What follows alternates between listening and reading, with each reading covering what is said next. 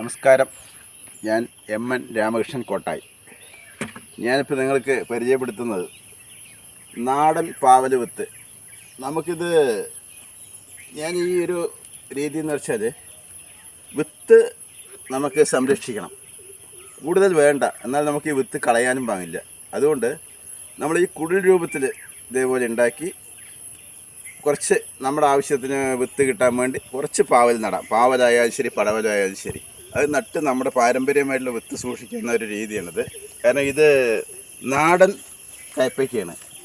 അപ്പോൾ നമുക്ക് എന്താ വെച്ചാൽ പാവൽ വിത്തൊക്കെ എന്ന് പറയുമ്പോൾ ഏകദേശം 1 വർഷമാണ് നമുക്ക് എടുത്തു വയ്ക്കാൻ പറ്റുള്ളൂ. അപ്പോൾ നമ്മൾ 1 വർഷത്തിൽ നമുക്ക് വീണ്ടും വിത്ത് ആവശ്യമാണെന്ന് പറഞ്ഞാൽ കളയാതിരിക്കാൻ വേണ്ടിയിട്ട് ഇതുപോലെ ഒരു ചെറിയൊരു കുടിൽ, ഇത് ഏകദേശം ഒരു 25 മീറ്റർ ഉണ്ട്, ഒരു കുടിലുണ്ടാക്കി നമുക്ക് ഇതേപോലെ പാവയ്ക്ക വിത്ത് സൂക്ഷിക്കാൻ പറ്റും. നമ്മുടെ പരമ്പരാഗതമായ വിത്തുകളൊന്നും കളയാതിരിക്കാൻ വേണ്ടിയാണ് ഞാൻ ചെയ്യുന്നത്.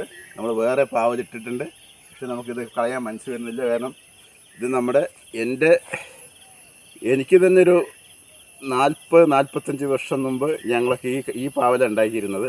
ഇപ്പോൾ ഇത് മാറി കടയിൽ നിന്ന് ഹൈബ്രിഡ് വിത്ത് കിട്ടുന്നത് മേടിക്കുന്നത്.